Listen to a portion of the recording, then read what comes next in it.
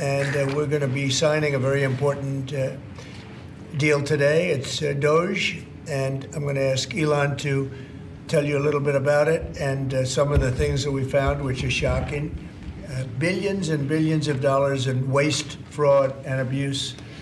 And I think it's very important. And that's one of the reasons I got elected. I said, we're going to do that. Nobody had any idea it was that bad, that sick, and that corrupt.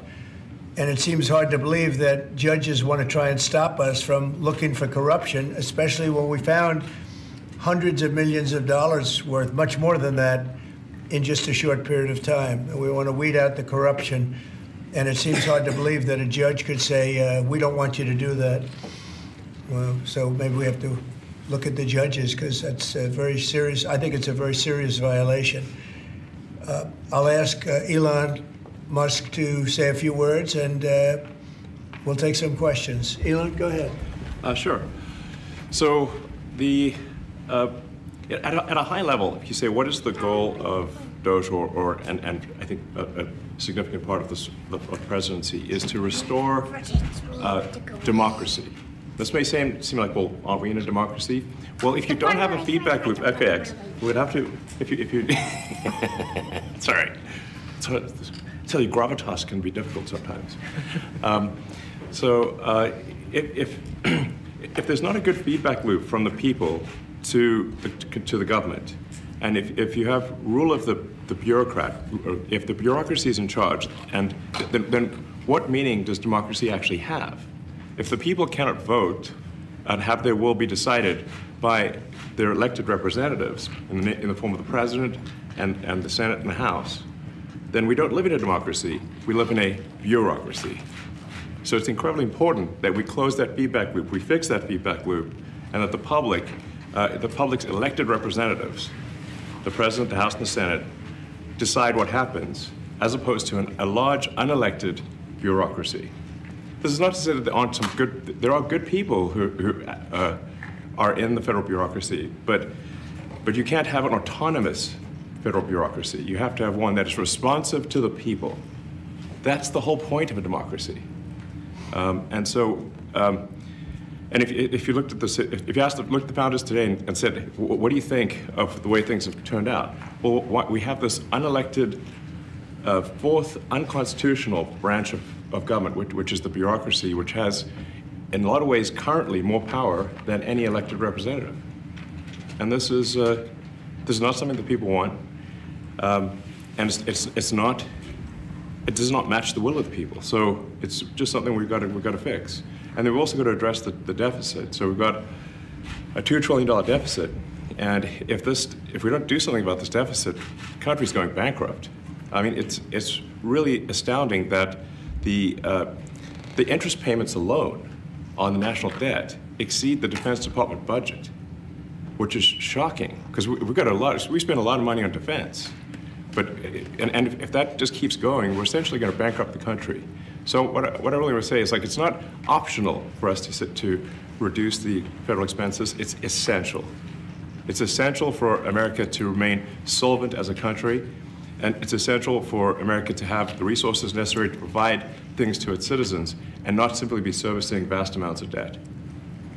And also, could you mention some of the things that your team has found, some of the crazy numbers, including the woman that walked away with about 30 million, right, etc.? Well, we do find it sort of rather odd that there are quite a few people in the bureaucracy who have ostensibly a salary of a few $100,000, but somehow manage to accrue tens of millions of dollars in net worth while they are in that position, which is, what happened at USAID. We're just curious as to where it came from. Maybe they're very good at investing, in which case we should take their investment advice, perhaps. But there seems to be mysteriously they get wealthy. We don't know why. Where does it come from? And I think the reality is that they're getting wealthy at the taxpayer expense. That's the honest truth of it. So, we're looking at, if you look at, say Treasury, for example, basic controls that should be in place, that are in place in any company, such as making sure that any given payment has a payment categorization code, that there is a comment field that describes the payment, and that if a payment is on the do not pay list, that you don't actually pay it. None of those things are true currently. So the reason that departments can't pass audits is because the payments don't have a categorization code. It's like just a massive number of blank checks just flying out the building. So you can't reconcile blank checks. You've got comment fields that are also blank, so you don't know why the payment was made. And then we've got this truly absurd, a do not pay list, which can take up to a year for an organization to get on a do not pay list. And this, we're talking about terrorist organizations, we're talking about known fraudsters, known aspects of waste, known things that do not match any congressional appropriation, can take up to a year to get on the list, and even once on the list is not used. It's mind-blowing. So what we're talking about here, we're really just talking about adding common sense controls that should be present, that haven't been present. So you say, like, well, how could such a thing arise? That seems crazy. When you understand that really everything is geared towards complaint minimization, so then you understand the motivations. So if people receive money, they don't complain, obviously. But if people don't receive money, they do complain. And the fraudsters complain the loudest and the fastest. So then when you understand that, then it makes sense. Oh, that's why everything they approve all the payments at Treasury. Because if you approve all the payments, you don't get complaints. But now we're saying that, no, actually, we are going to complain. If money is spent badly, if your taxpayer dollars are not spent in a sensible and frugal manner, then that's not okay. Your tax dollars need to be spent wisely on things that matter to the people. I mean, these things, like, it's just common sense. It's not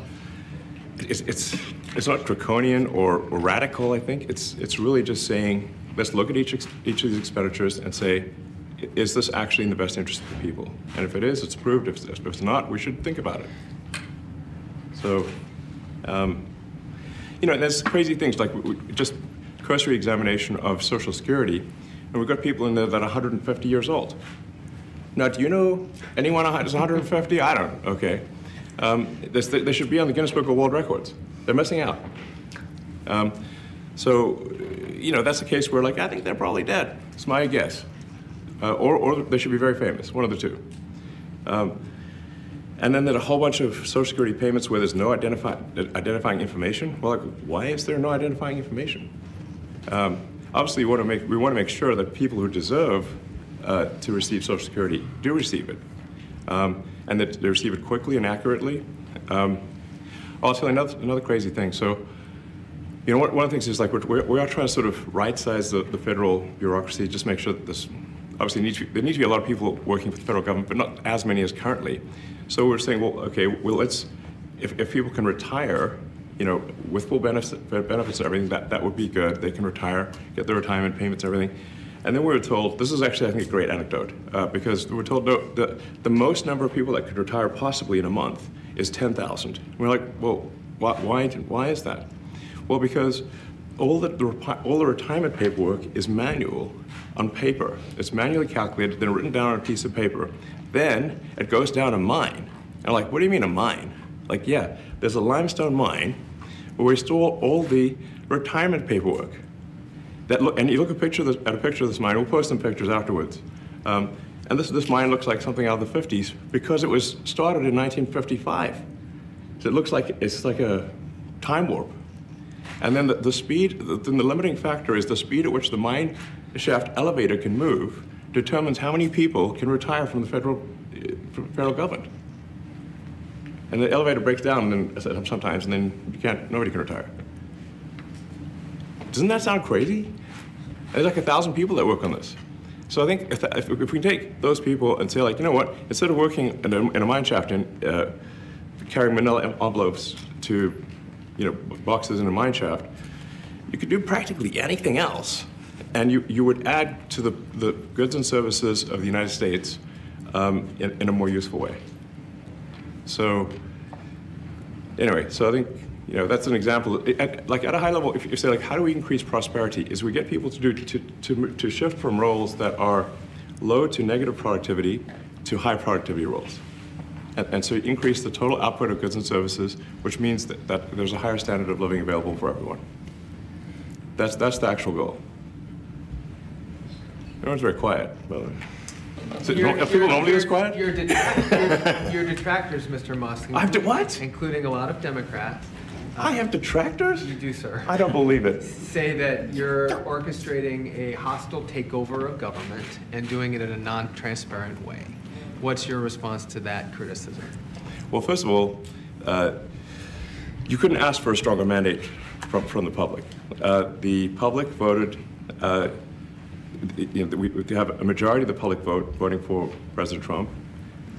We won the House, we won the Senate. The people voted for major government reform. There should be no doubt about that. That was on the campaign. The president spoke about that at every rally. The people voted for major government reform, and that's what the people are going to get. They're going to get what they voted for.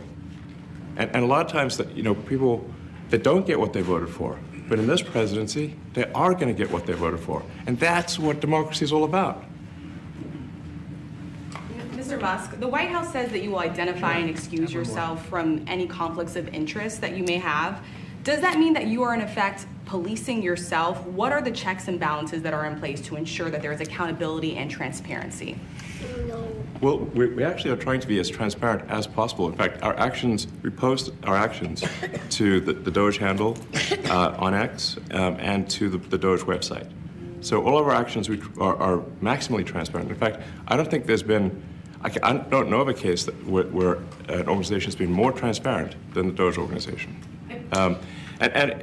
So, and the kind of things we're doing are, I think, very, very simple and basic. They're not, what I mentioned, for example, about Treasury, just making sure that payments that go out, taxpayer money that goes out, is categorized correctly, that the payment is explained, that organizations on the do not pay list, which takes a lot to get there, that actually are not paid, which currently they are paid.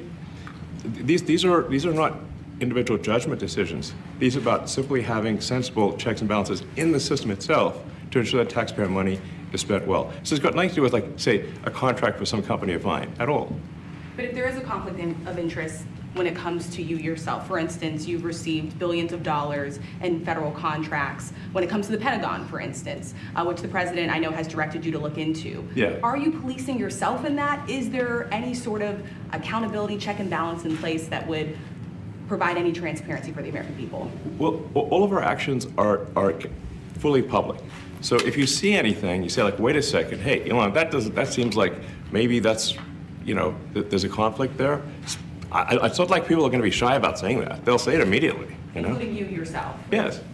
But transparency is what builds trust, not simply somebody asserting trust. So not somebody saying they're trustworthy, but transparency, so you can see everything that's going on. And then you can see, am I doing something that benefits one of my companies or not? It's totally obvious. 3, 2, 1. On the latest edition of the Bloomberg Business Week podcast, a conversation with Max Chafkin of Business Week on Elon Musk's offer to buy OpenAI and CEO Sam Altman's reaction to that bid. We watched that also. He's a big businessman. He's a successful guy. That's why we want him doing this. We don't want an unsuccessful guy doing this. Now, one thing also that Elon hasn't really mentioned are the groups of people that are getting some of these payments. They're ridiculous. And we're talking about billions of dollars that we've already found. We found fraud and abuse. I would say those two words as opposed to the third word that I usually use, but in this case, fraud and abuse. It's abusive because most of these things are virtually made up, or certainly money shouldn't be sent to them. And you know what I'm talking about. It's crazy. So, but we're talking about tens of billions of dollars that we've already found. And now a judge who's an activist judge wants to try and stop us from doing this. Why? Why would they want to do that? I campaigned on this. I campaigned on the fact that I said government is corrupt. And it is very corrupt. It's very, very, it's also foolish. As an example, a man has a contract for 3 months and the contract ends, but they keep paying him for the next 20 years, because nobody ends a contract. You got a lot of that. You have a contract that's a three-month contract, Now, normally, if you're in a small, in all fairness, it's the size of this thing is so big. Yeah. But if you have a contract and you're in a regular business, you end the contract in 3 months. You know it's a consultant. Here's a contract for 3 months, but it goes on for 20 years. And the guy doesn't say that he got money for 20 years, you know? They don't say it. They just keep getting checks month after month. And you have various things like that, and even much worse than that, actually, much worse. And I guess you call that incompetence, maybe. Yeah. It could be corruption. It could be a deal's made on both sides, you know, where the guy gets the money, he kicks. I think there's a lot of kickback here. I see a lot of kickback here. There's a lot of kickbacks. A tremendous kickback, because nobody could be so stupid to give out some of these contracts, Yes. so he has to get a kickback. So that's what I got elected for, that and borders and military and a lot of things, but this is a big part of it. And I hope that the court system is going to allow us to do what we have to do. We got elected to among other things, find all of this fraud, abuse, all of this horrible stuff going on. And we've already found billions of dollars, not like a little bit, billions, many billions of dollars. And when you get down to it, it's going to be probably close to $1 trillion. It could be close to $1 trillion that we're going to find. That will have quite an impact on the budget. Yes. And you'll go to a judge where they handpick a judge, and he has certain leanings. I'm not knocking anybody for that, but he has certain leanings, and he wants us to stop looking. How do you stop looking? I mean, we've already found it. We have a case in New York where a hotel has paid $59 million, $59 million because it's housing migrants, illegal migrants, all illegal, I believe. And they were being paid twice the normal room rate at 100% occupancy. Unbelievable. So it's a racket. Yeah. Mr. Musk, can I ask a question? You Well, said if I may sort of just going for the president's comments, at a high level, you say, well, what are the two ingredients that are really necessary in order to cut the budget deficit in half from $2 trillion to $1 trillion? And it's really two things: competence and caring. And if you add competence and caring, you'll cut the budget deficit in half. And I fully expect to be scrutinized and get a daily proctology exam, basically. Might as well just camp out there. So it's not like I think I can get away with something. I'll be scrutinized nonstop. But with the support of the president, we can cut the budget deficit in half from $2 trillion to $1, and then with deregulation, because there's a lot of sort of regulations that don't ultimately serve the public good. We need to free the builders of America to build. And if we do that, that means I think we can get the economic growth to be maybe 3-4%, maybe 5%. And that means if you can get $1 trillion of economic growth and you can cut the budget deficit by $1 trillion, between now and next year, there is no inflation. There's no inflation in 26. And if the government is not borrowing as much, it means that interest costs decline. So everyone's, the mortgage, their car payment, their credit card bills, anything, their student debt, the monthly payments drop. That's a fantastic scenario for the average American. I mean, imagine they're going down the grocery aisle and the prices from one year to the next are the same, and their mortgage, all their debt payments dropped. How great is that for the average American? We had That's no what we're idea. We had no idea we were going to find this much, and it's open. It's not like complicated. It's not simple that complicated. stuff. It's like a lot of work. We Yeah. can't believe it. A lot of work. A lot of smart people involved. Very, very smart people. But you're talking about anywhere maybe $500 billion. It's crazy the kind of numbers you're talking really crazy. about. You know, normally when you're looking at something, you'll find you're looking for 1 out of 100. Here, you're almost reversing it. You look for one that's good. Yeah. And you can look at the title and you say, why are we doing this? Why are we doing that? And the public gets it. You know, the public gets it. You've seen the polls. The public is saying, why are we paying all this money? This for years, this has gone on. Mr. Musk, President you Trump, said Senator- Yeah, go ahead. Wait, go ahead. Senator Rand Paul today said that DOGE cuts will ultimately need a vote in Congress. Do you agree with that? Is that the I plan? really don't know. I know this. We're finding tremendous fraud and tremendous abuse. If I need a vote of Congress to find fraud and abuse, it's fine with me. I think we'll get the vote. although there'll be some people that wouldn't vote. And how could a judge want to hold us back from finding all of this fraud and finding all of this incompetence? Why would that happen? Why would even Congress want to do that? Now, Congress, if we do need a vote, I think we'd get a very easy vote because we have a track record now. We've already found billions of dollars of abuse, incompetence, and corruption. A lot of corruption. If a judge does block one of your policies, part of your agenda, will you abide by that ruling? Will you comply? Well, I always abide by the courts, and then I'll have to appeal it. But then what he's done is he slowed down the momentum. And it gives crooked people more time to cover up the books. You know, if a person's crooked and they get caught, other people see that, and all of a sudden it becomes harder later on. So, yeah, the answer is I always abide by the courts, always abide by them, and will appeal. But appeals take a long time, and I would hope that a judge, if you go into a judge and you show him, here's a corrupt situation, we have a check to be sent, but we found it to be corrupt. Do you want us to send this corrupt check to a person, or do you want us not to give it and give it back to the taxpayer? I would hope a judge would say, don't send it, give it back to the taxpayer. Yeah, if I can add to that, what we're finding is that a bunch of the fraud is not even going to Americans.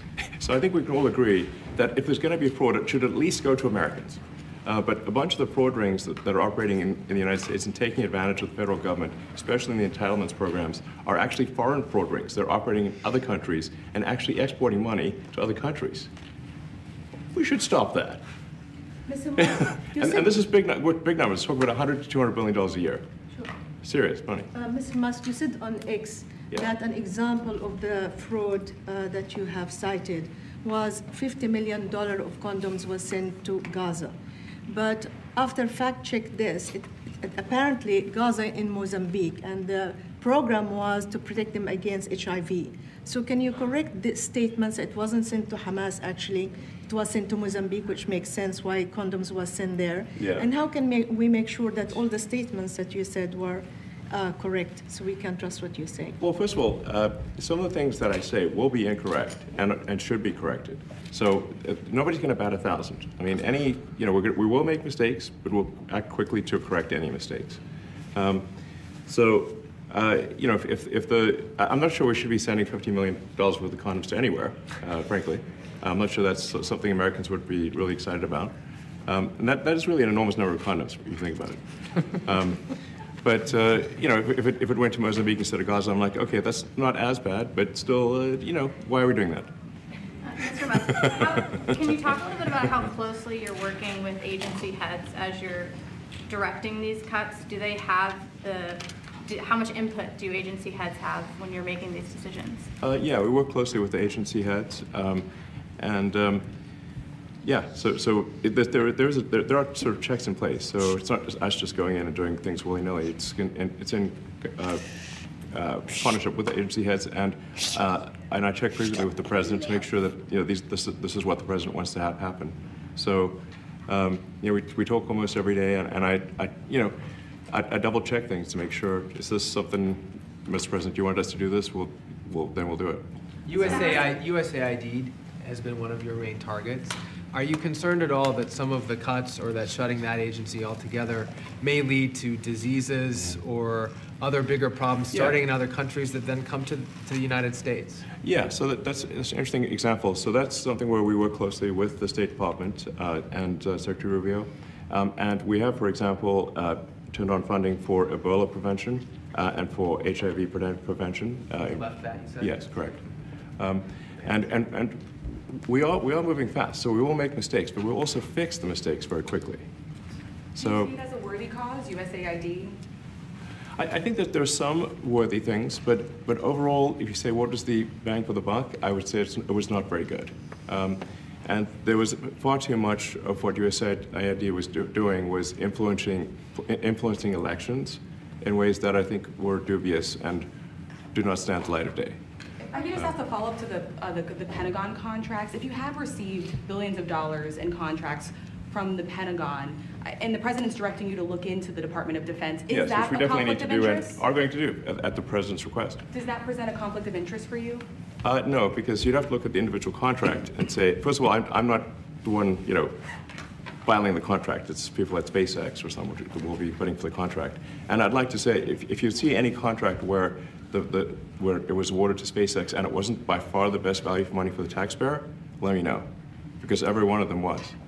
The president said the other day that you might look at treasuries. Could you explain that a little bit? What kind of fraud, and that question goes to both of you, what kind of fraud are you expecting to see or do you see right now in U.S. treasuries?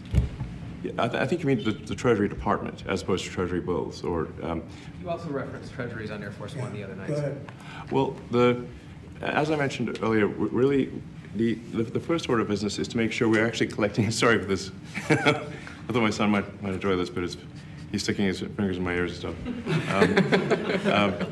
So it's a bit hard to hear sometimes. Hey, stop that.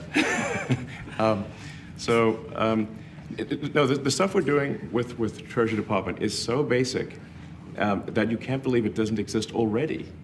So for example, like I mentioned, just making sure that when a payment goes out, it has to have a payment categorization code. It's like, what type of payment is this? You can't just leave the field blank. Currently, many payments, the field is left blank. And you have to describe what's the payment for, some basic rationalization. That also is left blank. So this is why, the Pentagon, when's the last time the Pentagon passed an audit? I mean, a decade ago, maybe? Ever? Really? And we want to just, in order to actually pass audits, you have to have financial information that allows you to trace the payments. And once in a while, the Treasury has to pause payments if it thinks the payment is going to a fraudulent organization. If a company or an organization is on a do not pay list, we should not pay it. I'm sure you would agree. Like, if it's quite hard to get on that payment, the do not pay list, it means that this is someone that is just, it's like dead people, terrorists, known fraudsters, that kind of thing. We should not pay them. But currently we do, which is crazy. We should stop that. Many transactions. And by the way, hundreds, thousands of transactions like that. We have a big team.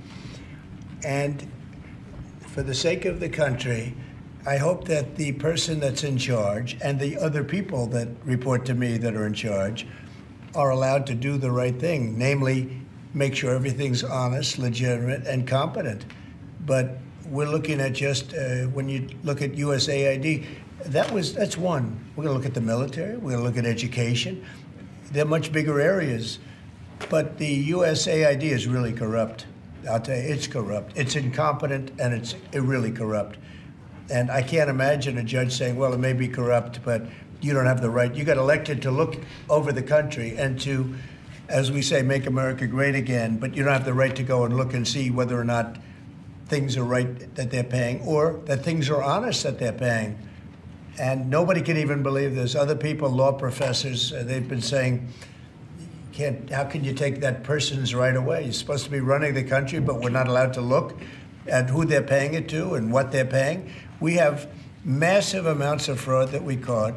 I think we probably caught way over a lot of billions of dollars already in, 2 weeks? Yes. And it's going to go to numbers that you're not going to believe. And much, as I said, much is incompetence and much is dishonesty. We have to catch it.